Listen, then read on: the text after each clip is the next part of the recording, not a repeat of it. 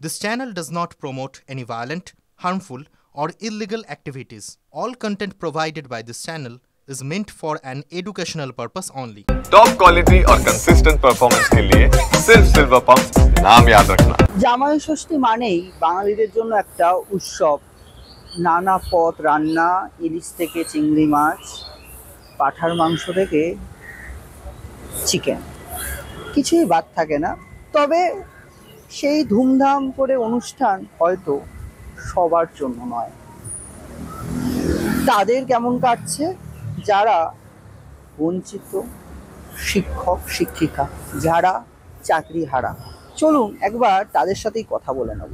জামাই ষষ্ঠী, তো আপনারা তো চাকরি হারিয়ে সর্বহারা, তো আগে জামাই ষষ্ঠীটা কেমন কাটতো সেটা আগে শুনবো, যে চাকরি যখন ছিল আর এখন কি অবস্থা, দুটোই শুনবো। দেখুন, জামাই ষষ্ঠী প্রত্যেকটা বিবাহিত ছেলের কাছে একটা বিশেষ দিন, একটা আনন্দের মুহূর্ত, যেখানে প্রত্যেক ফ্যামিলির সবাই একসঙ্গে উদযাপন করা হয়।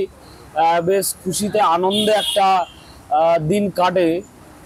সেই জায়গা থেকে একজন চাকুরিজীবী, একজন শিক্ষক, তার ক্ষেত্রে এটা খুবই আনন্দের দিন কাটে। এবং আমরা আগামী দিনে, গত দিনগুলোতে যারা বিবাহিত শিক্ষক যারা আছেন তারা খুবই আনন্দের সঙ্গে কাটিয়েছে।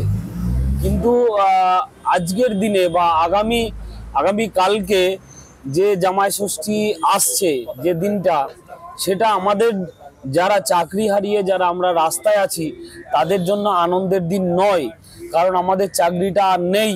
আমাদের আজকে আমাদের পরিবার, মা বাবা বা শ্বশুরবাড়ির লোকজনও, স্ত্রী সন্তান, তারা প্রত্যেকেই একটা দুশ্চিন্তার মধ্য দিয়ে কাটছে দিনগুলো। তাহলে আনন্দের দিনটা আজকে আর আমাদের আনন্দের নেই, আমাদের বিষাদের মুহূর্ত, আমাদের আতঙ্কের মুহূর্ত। অতএব আগামী যে জামাই ষষ্ঠী আসছে সেটা আমাদের জন্য কখনোই সুখকর নয়, আনন্দের বিষয় নয়। আগে জামাই ষষ্ঠী আপনার কেমন কাটতো যখন আপনার চাকরি ছিল?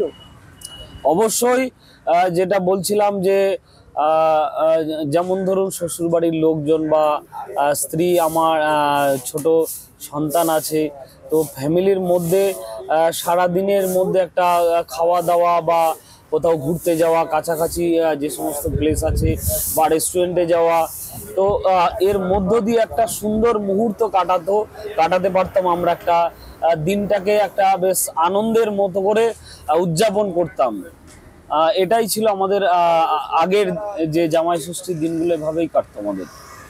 কি ভাবছেন যে আবার কবে সেরকম ভাবে দিন কাটাতে পারবেন জামাই ষষ্ঠীর?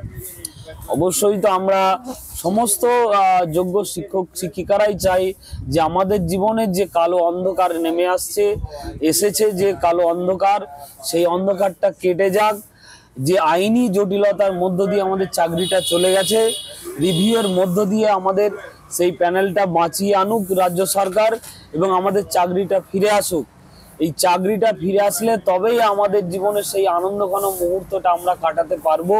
সেটা যত তাড়াতাড়ি হোক, আমাদের এই যে কালো দিন, যে দুঃখের দিন, সেই দিনটার অবসান হোক, এটাই আমরা চাই। এটা তো প্রত্যেকটা ছেলেদের জন্য একটা স্পেশাল দিন যারা বিবাহিত।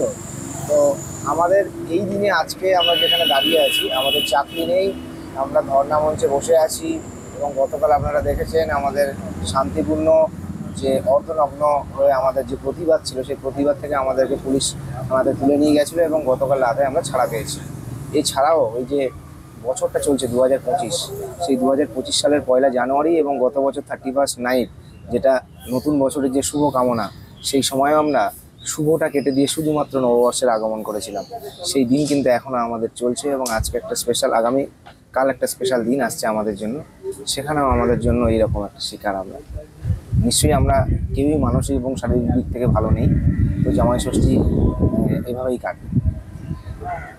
আগে কেমন কাটতো যখন আপনাদের চাকরি ছিল? হ্যাঁ, তখন তো পরিবার নিয়ে একটা ধুমধাম করেই কাটতো, কিন্তু এবার সেই পরিবারের সবাই খুব দুশ্চিন্তাগ্রস্ত যে আগামী দিনে আমাদের চাকরিটা, জীবন জীবিকাটা থাকবে। তো সেই চিন্তা ভাবনার জায়গা থেকে মিনিমাম একদম সামান্য করে যেটুকুনি না করলে নয়, সেটাই হবে। বর্তমান আর অতীত দুটোর মধ্যে এখন বিস্তর ফারাক।